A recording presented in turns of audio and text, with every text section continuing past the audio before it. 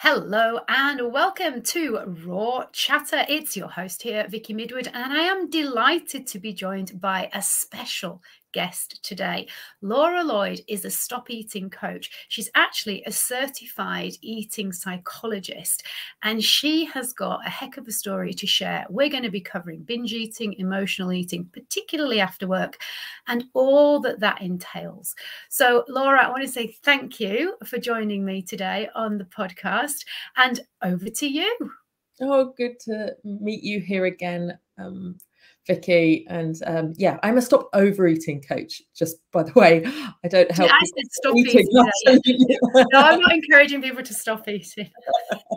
Don't stop eating. My goodness, there's so much goodness to be had in eating. Please keep eating, everybody. Yeah. Although that's definitely what a lot of overeaters and binge eaters do, is they try and stop eating to make up for it. Yeah, isn't it? Yeah, absolutely, absolutely. Yeah, I know. I mostly help people stop binge eating because that's where I started in my teens and my early 20s.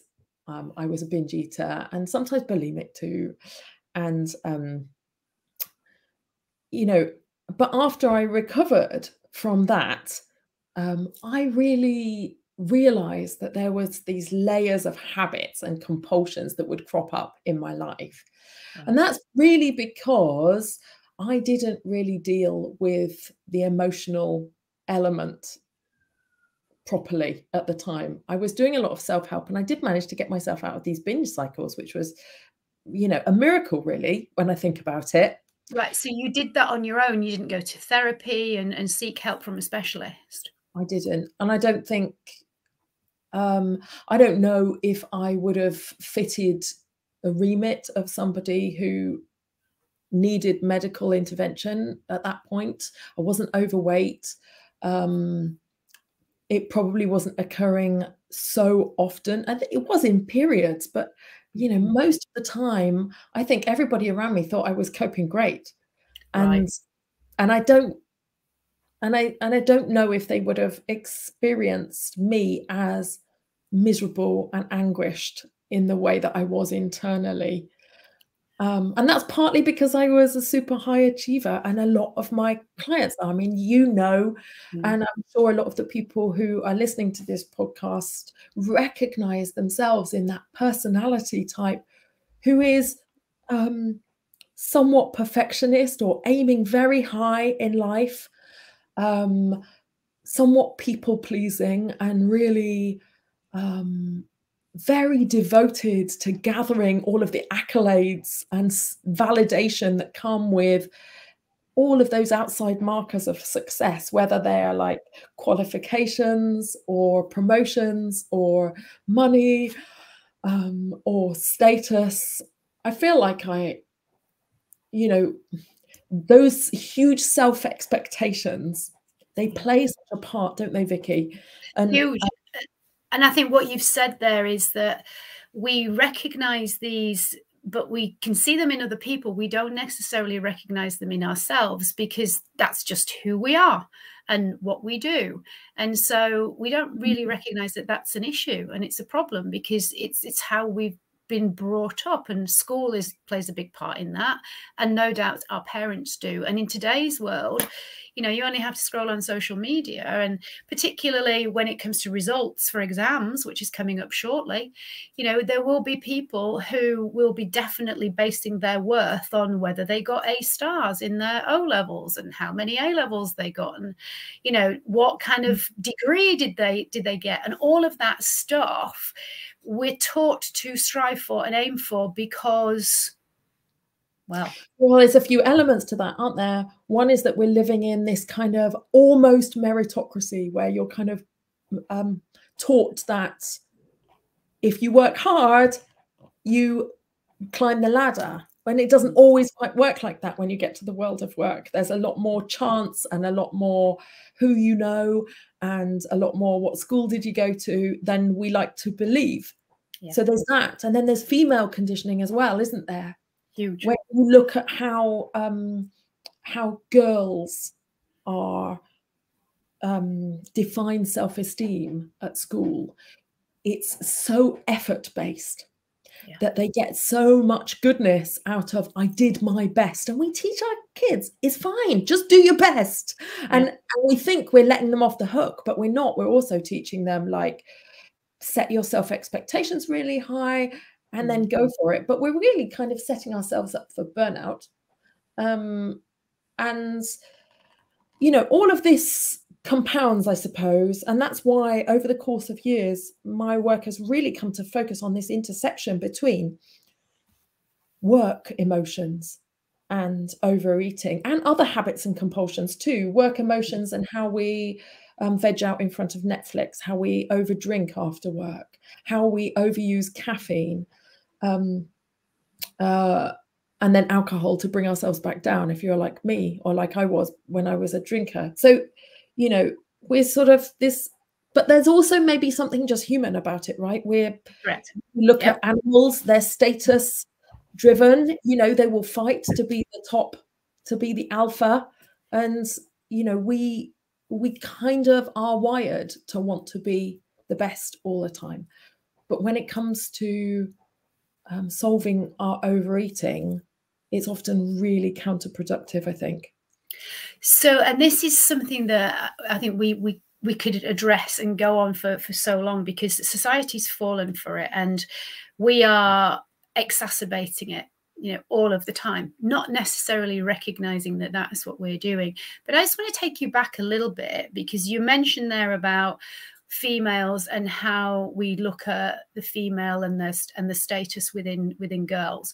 And you know, I particularly am not, or wasn't. I am different now, and we all change as we get older and we learn about who we are. But I wasn't particularly bothered about whether my friends were girls or boys. I was very much, you know, across the board. I wouldn't say I was a tomboy, but I felt equally comfortable with both until it got to secondary school. And that's when I recognized that boys started to make comments about girls' bodies. And that, of course, doesn't happen when you're at infant school. So for me, my issues were definitely triggered by me wanting to look a certain way and change my size. Was that the same for you? Or did you recognize that you were turning to food and binge eating for different reasons? I understood when I started to peel apart the beliefs that were driving my binge eating, that it had all begun really because I was feeling really unpopular at school. And you know, you're the class teacher's pet, you're top of the class. You don't get to be in that position and be popular. Everybody's best friend. Everybody, you know, everybody hates you, and equally you're the sado who's indoors all weekend studying. Yeah. But it felt like, and maybe, you know, looking back, maybe I just didn't. I mean, I came from a family where there was some neurodivergence, and I don't know if I was socially particularly at ease. I don't know if I knew my way in, and I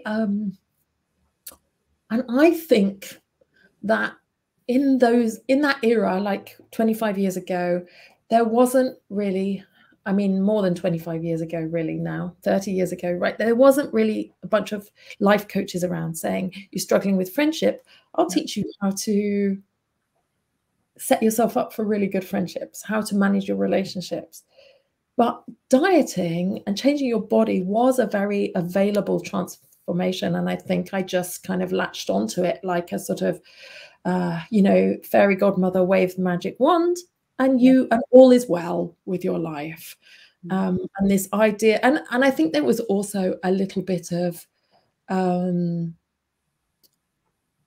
you know, a little bit of like two fingers up to everybody else, like, you know, oh, well, if I can't be one of you, I'll try and be impressively supermodel skinny. Right. And so I want to be better than. And then you'll envy me, or then you'll admire me, or maybe I'll be impressively ill.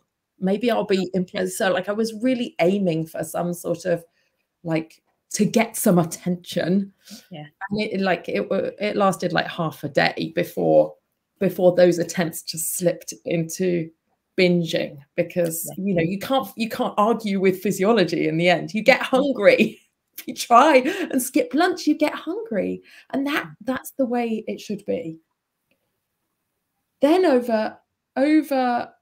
and then when my binge eating got really bad, like so bad that I was just like, I literally can't manage life like this. I was binging every lunchtime and going to bed in a food coma the whole afternoon. Was really during my finals at university. And then the pressure I was putting on myself was just excruciating. And, you know, and it really was, you know, I wanted to do well. And the more I wanted to do well, the more I felt overwhelmed by my own self-expectations, and then just would shoot myself in the foot with food. Yeah.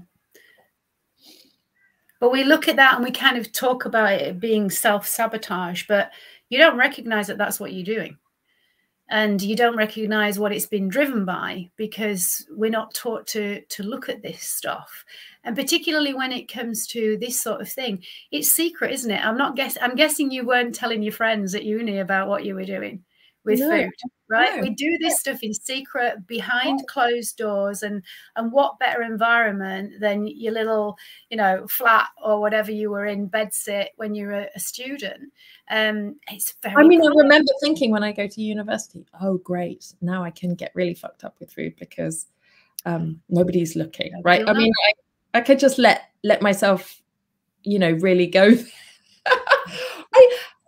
The interesting thing, and I just wanted to bring that up because that's something that does come up a lot, particularly with people who are recovered. And you were talking about habits and recognizing that habits stick and you don't realize that they go across all areas.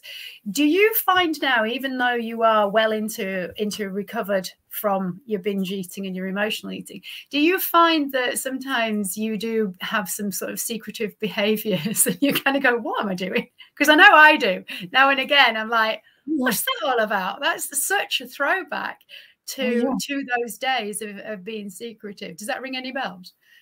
I think there's an element of retreat about it, isn't there? And that's, you know, and I often find this in my clients too, that there's an element of like reaction to performance pressure, or moments when you've made yourself vulnerable, or moments when you've tried really hard, that secrecy becomes like safe place, place of relief. I mean, I think this is really important that we give this realistic impression of what binge recovery looks like, right? Because you know, I'm 25 years down the line, and you know, it doesn't rock my world if I have a binge or quasi binge once or twice a year. It's not like and I still find myself in the kitchen sometimes after everybody's gone away after dinner, thinking nobody's looking. I can just go to the kids' treat drawer. Okay, so there's, you know, and I consider myself to be completely recovered from binge eating. But once again, if we don't have this perfectionist approach to what recovery looks like, then we can let ourselves unravel our habits bit by bit by bit by bit by bit. I want to return to something you said though, which is like how cognizant I was of the emotional component of eating. And I don't feel like I am completely out of the woods with emotional eating. I still feel like it's a very nuanced and detailed journey, actually, because I really, really underestimated how much emotions play a part in all habits, whether that's picking up your phone and scrolling, or like, you know, finger biting. And I've got a terrible one these days, which is like toenail wiggling until they fall out. And it's really easy when we have habits. And there's so much out there about habit change and just understanding like triggers and rewards. But we really need to focus on the emotional component that's behind habits, because, you know, all of our actions, every single behavior that we do is to try and feel something or to not feel something. Or to change the current feeling to something different. To change our state, exactly. And that's so normalized in the workplace and in in adult life in our culture, isn't it? With like, I'm feeling tired, so I'm going to have a coffee, right? I'll just change my state. It doesn't matter. I won't accept my tired. I won't accept my energy level. I won't accept that that's good enough. I've got to peak my performance all the time, pick myself up.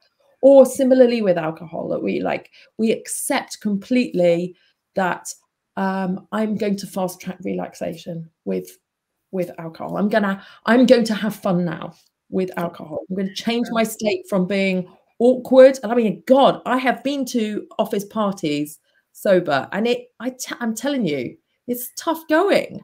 You know, you are so awkward. Like the social anxiety involved is just immense, right? And we just like, oh, well, I'll just take the edge off that. And this is where we recognize the power of habits and, of course, associations. And you know, it's really interesting what you said there about emotion. I'm very fortunate that I've worked with some really smart and very well educated in terms of science and how the body works, and that's kind of probably why I delve more into that anyway, because it fascinated me. But one of my coaches, Dax Moy, introduced me to mind mapping, and he's the very first one who said that, you know, every single habit that we have is connected to an emotion, and you need to understand what that emotion is, because usually it has to be a powerful one. And if we think about it, when we reminisce about certain events in our lives, we've had millions and thousands of events in our lives, but why do specific ones stand out that we remember in the nth detail, down to what we were wearing and what we were smelling? It's because there was a powerful, strong emotion attached to it.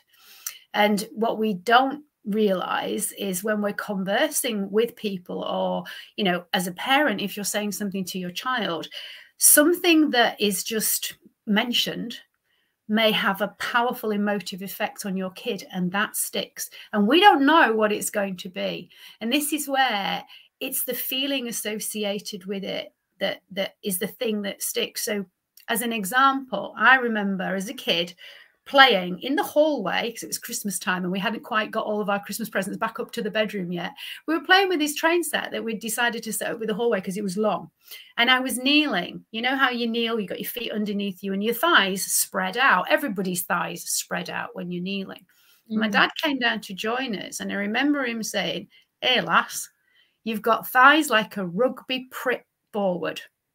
And I remember that was just like being stabbed, because I looked down and I looked at my brother's thighs, who was like a little skinny, and he was older than me.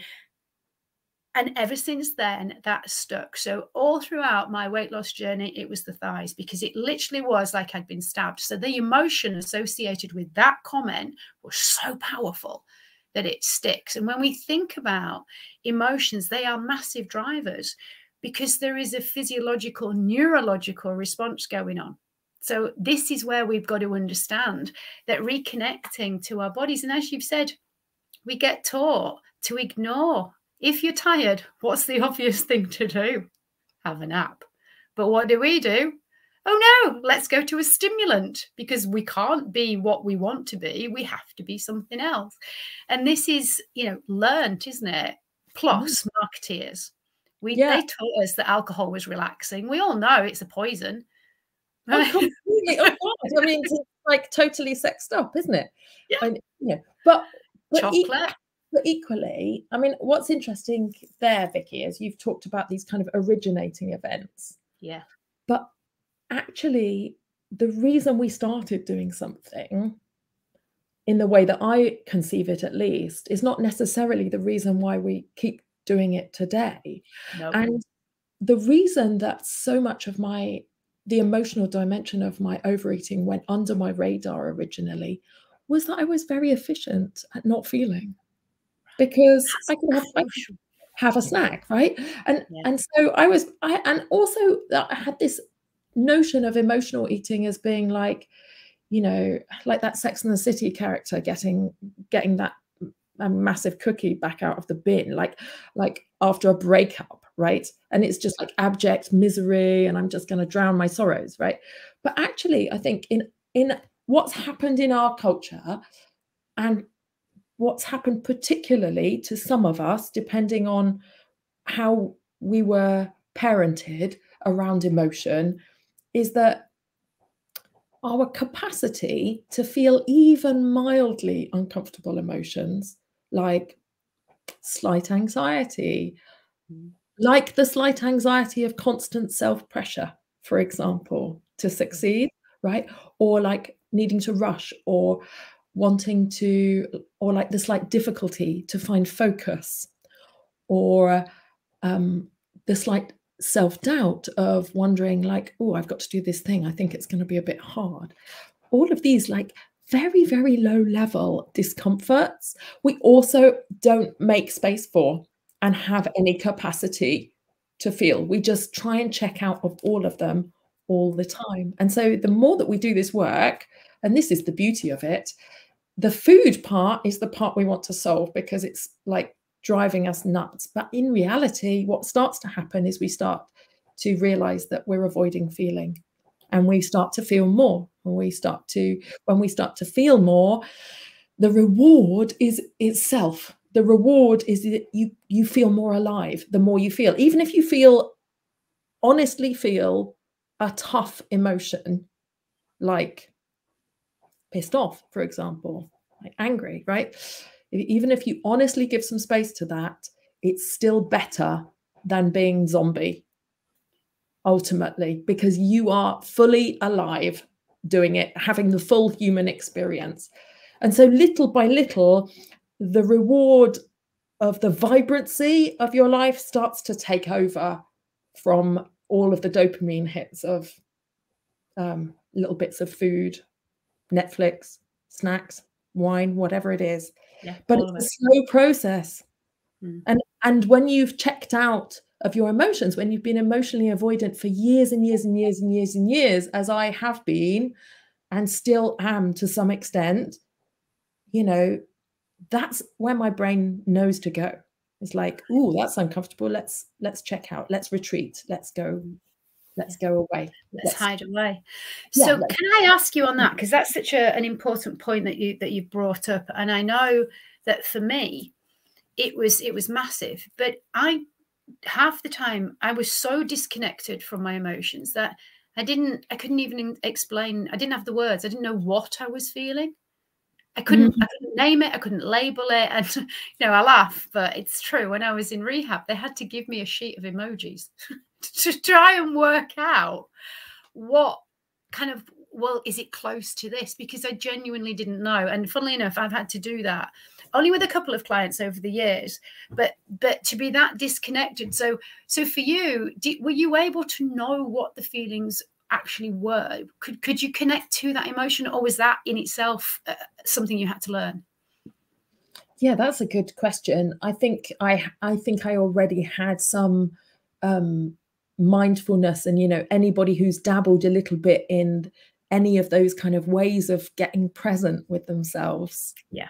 You know, and it's not rocket science, but just any moment where you get present into the raw experience of your body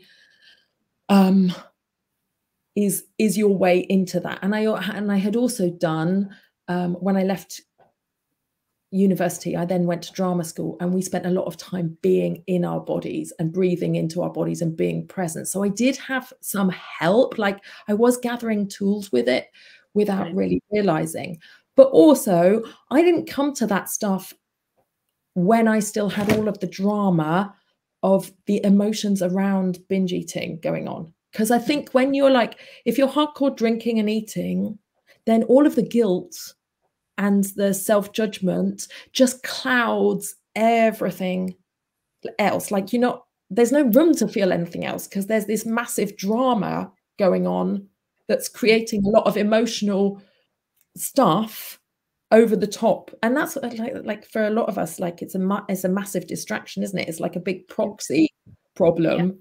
And there might be something else that that actually it's more comfortable to be over here in the food drama than it is to look at, well, is my marriage really working? Or I don't know what it was for you, but I think a lot of people can relate to that.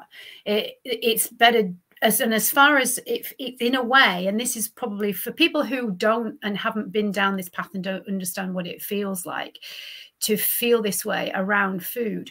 It's one of those things where you would rather have the pain and the discomfort of that, because at least it's familiar. And actually, the honest truth is sometimes it's really enjoyable.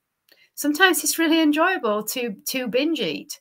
And there's part of us that look forward to that. And for people who are bulimic, and who end up, throwing up a lot of the time, the actual process of throwing up is in and of itself addictive, because it gives you a massive dopamine hit. So not only do you look forward to actually eating the food that perhaps you've been denying yourself to make up for a previous binge, which is actually quite enjoyable, because, hey, you've got free reign to eat it all, knowing full well that you're then going to get another dopamine hit when you get rid of it. So is that a preferable feeling to looking over there at the stuff that's the real problem? Well, for many of us, yeah, it is.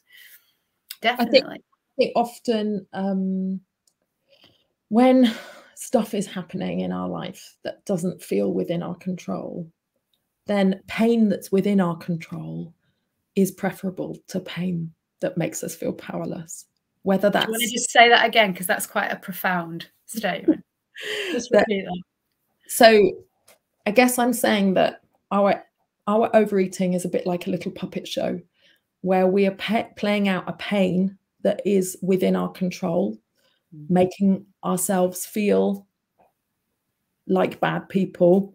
Whereas, and for us, that pain that's within our control is preferable to something happening to us that's painful, that's outside of our control. And I'm sure so many people can really relate to that. And I think it's important. I wanted to highlight it because you're not alone. If you're listening and you're going, yeah, that's me. We get it, don't we? It feels perverse. Like, why do I purposefully make myself feel so terrible? Yeah. And why do I repeatedly do that? And there is a reason. It is human to want to do that. And your brain is wired absolutely to come up with the best, most protective mechanism for you. To seek and this is where the compulsion makes life easy. Yeah, the compulsion comes in because it feels like we have no power over it, and yet we sort of know that we do, but yet we don't. But it's that familiar, and this is the power of the compulsion is that. So for you, because you said you were in the middle of like the final year of your degree when it kind of was at its worst. How did you begin to then turn things around and to be able to say, do you know what? I don't want to do this anymore. I don't want to be this person anymore. A couple of things happened that seemed just pure chance, really. One was that I bought a slimming product from the internet, which was unusual slimming product because it had hypnotherapy cassettes and a little cognitive behavioral therapy book. So it encouraged me to look at my beliefs about myself. Amazing. And so buying that was a game changer. Yeah. And it doesn't exist now. You know, it was really early in the self-help time. And when I look back at it, yeah, it's a good book. It was simple enough for me to really latch onto, but also I think most crucially, I had never seen anything like that before. Right. And so I treated it like it was the only thing on the planet. And with that same all or nothing mentality, I was just like, I'm all in on doing this little book. I'm just going to devour this book like my life depends on it. As far as I was concerned, there was nothing else that was going to help me. This was it. And I was very fortunate because I really had ridden the binging bus to the end of its destination. For me, I'd been through my whole teens with it. And so I was really ready to stop trying to lose weight tomorrow. And every time it said lose weight, I crossed it out in the book and I wrote, eat normally. I was literally on my knees going, I would just take it that I was normal, that I could eat normally without guilt. And I think that switching off that need to diet or compensate, or the desire to get skinny, and just to really set my brain on what would it be like to be normal around these things. That was really key. And then the book took me through understanding my self-limiting beliefs and all of the beliefs I had about myself. And I mean, I don't think I really got down to the nitty-gritty of, you know, of how I feel not enough as a person or like a bad person, but I got a lot of the way. And every time I found one of those self-limiting beliefs, I was like, yes.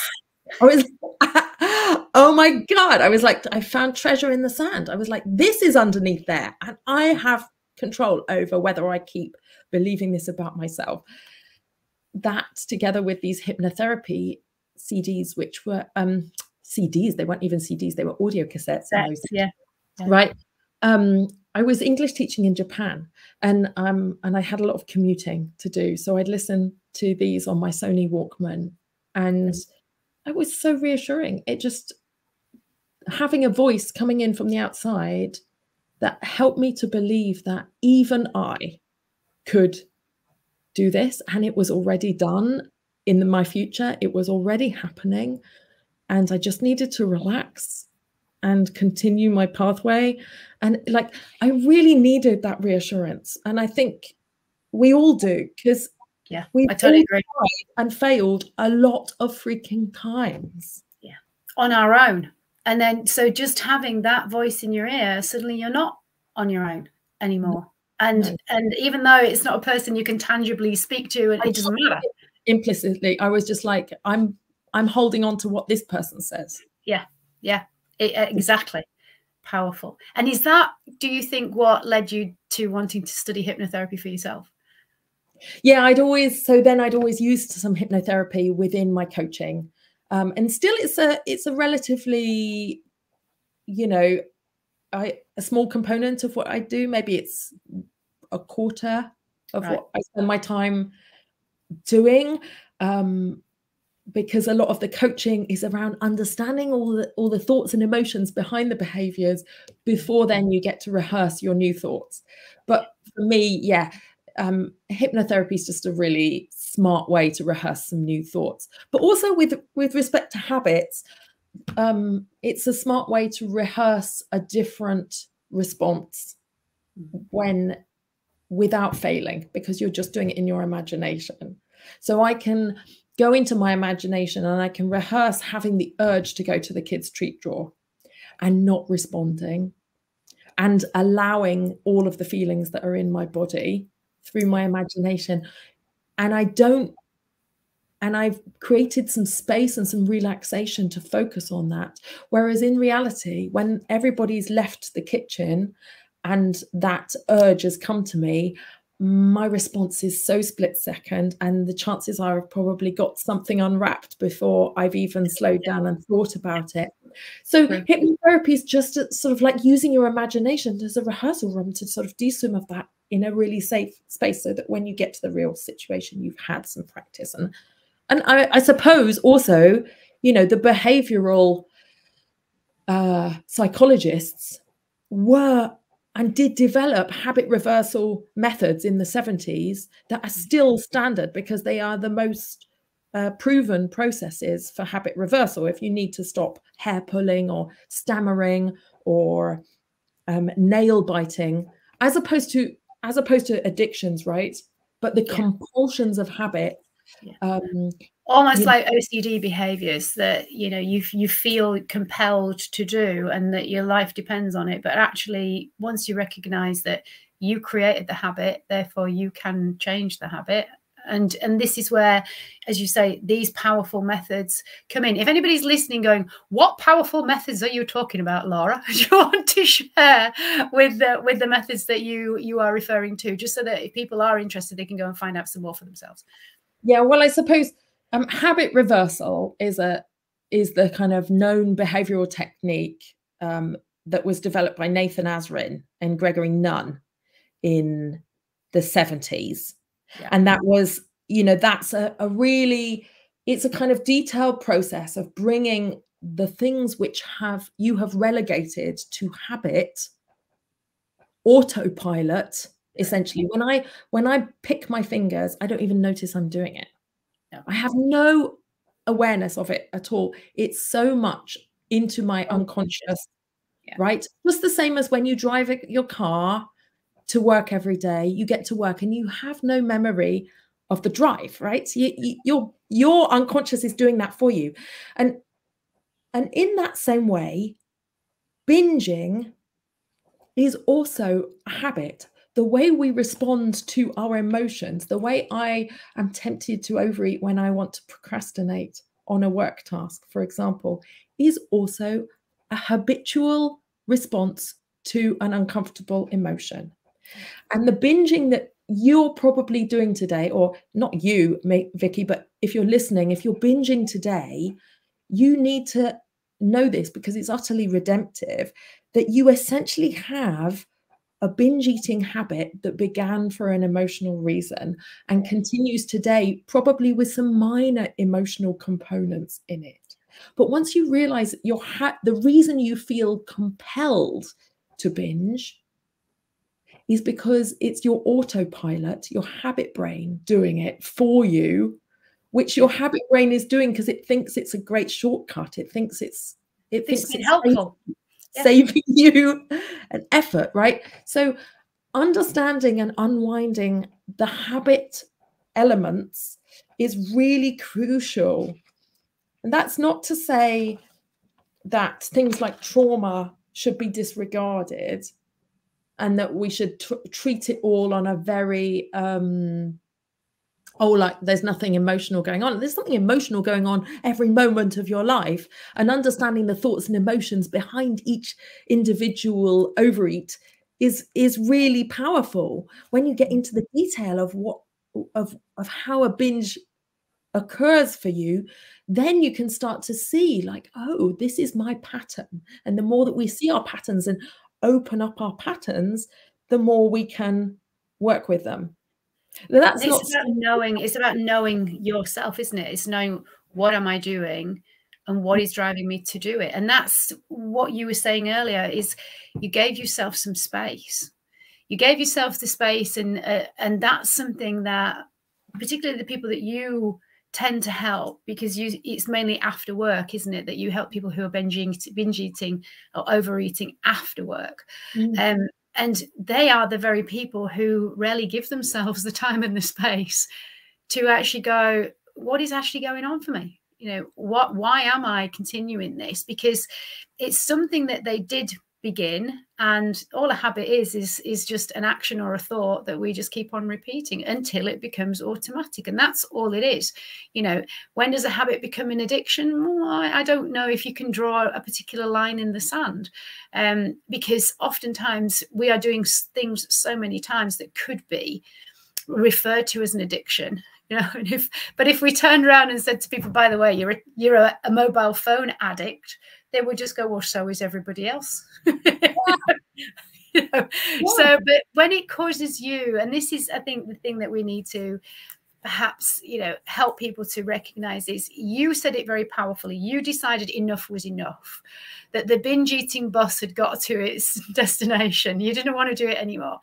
And I think that's important, isn't it? Because, if people are looking to working with you or with me, you have to be in that space and in that place where you are ready to say, enough is enough. And I'm going to do whatever it takes to just take that first step, which is not about focusing on weight loss and fitness. And it's just about being able to eat like a normal person and feel comfortable around food and what is going on with that. Would you agree? Yeah, it requires some sort of steps where you decide to believe that it's possible to change something, even if it has been occurring for a really long time.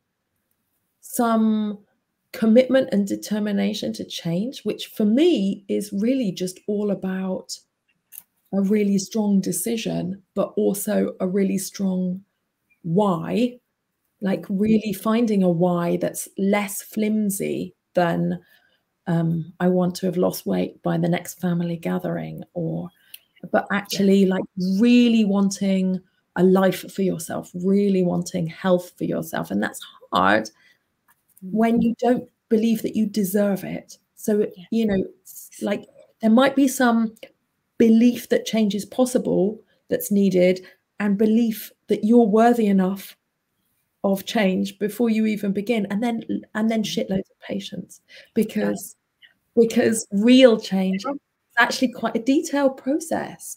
And you can get patient when you start to enjoy the process, when you realize it's actually fun to get to know yourself, and it's actually illuminating, and you start to feel refreshed and alive again.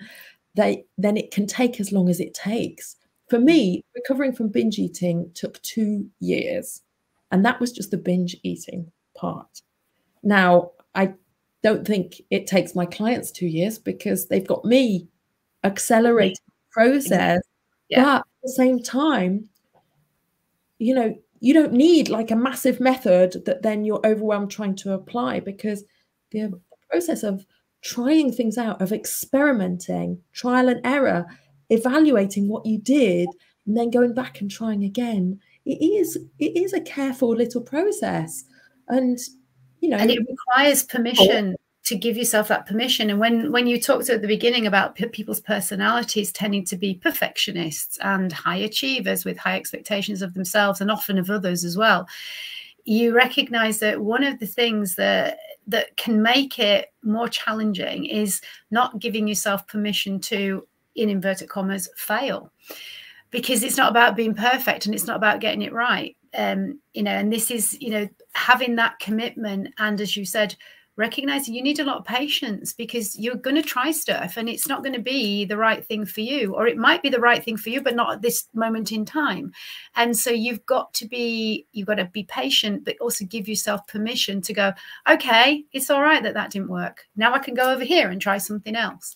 But I think it's so important to have the support of somebody and the guidance of somebody, because to be able to do that for yourself is challenging, because there's that little voice that goes, well, you just didn't do it well enough, or you just didn't try hard enough.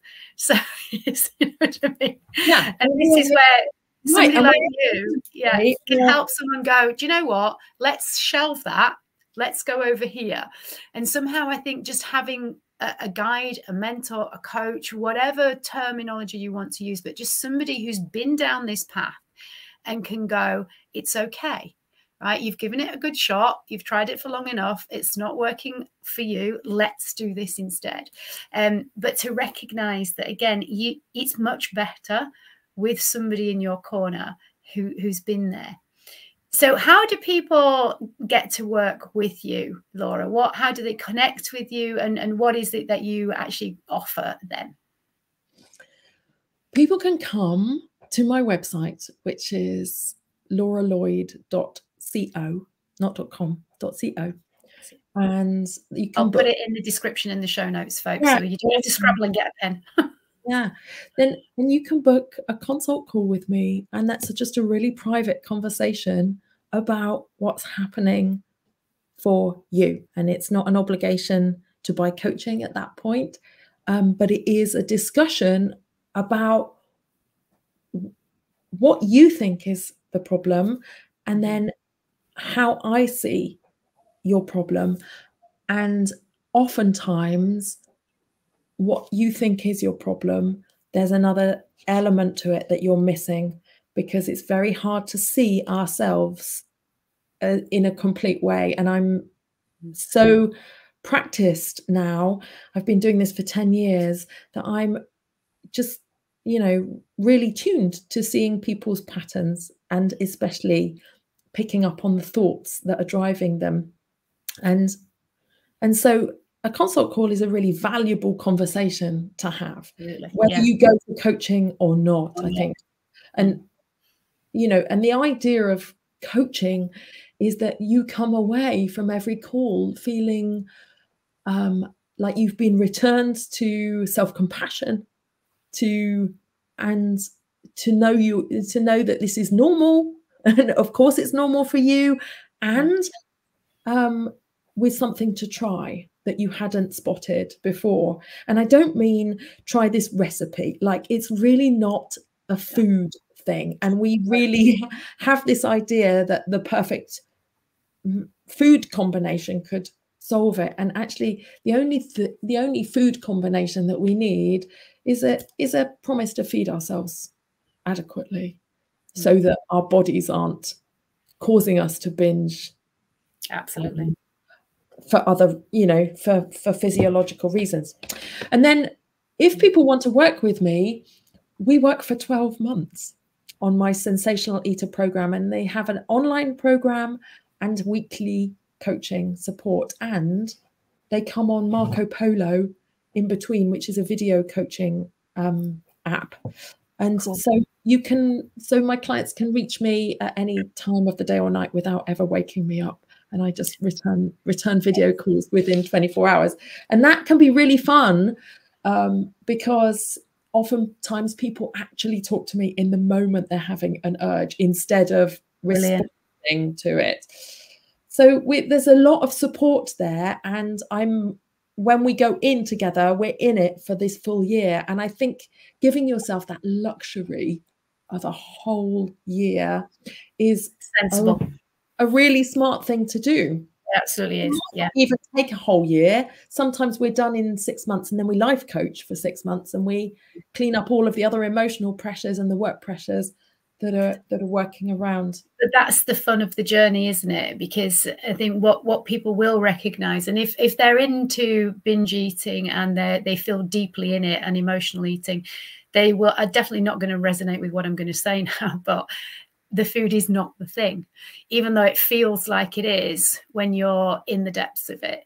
It is, as you said, so many other things that emotionally are driven and habitually are driven. And when you start then to put the food in the space and the place that it has, which is just allowing us to get on with enjoying the rest of what life has to offer, you start to recognize that there's a whole lot of other stuff that actually is more important for you to focus on.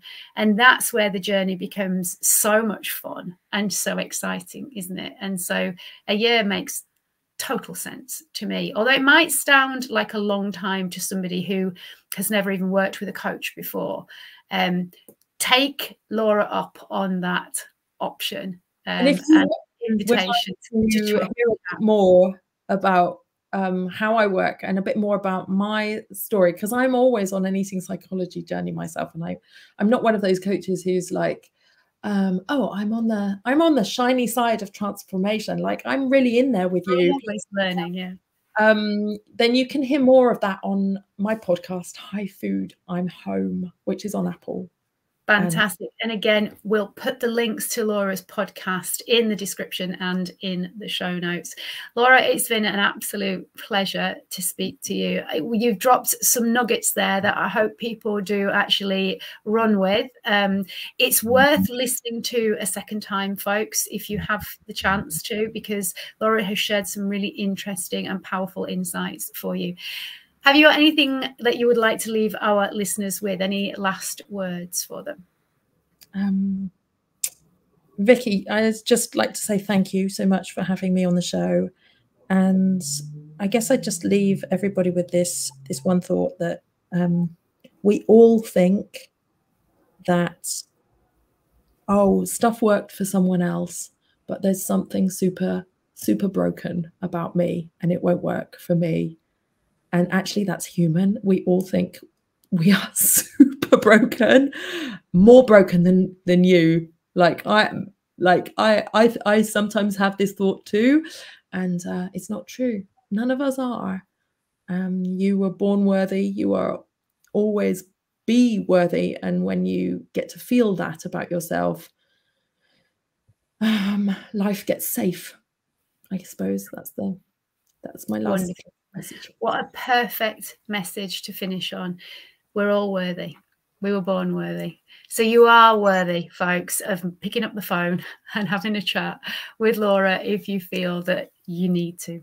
Thank you once again. And for those of you listening, please do remember, if you have enjoyed this podcast, please subscribe, please hit like, share it with somebody who you think may also get something from it as well. And until the next one, take care of yourself. You only have one body. Look after it, because it's looking after you. Bye-bye for now.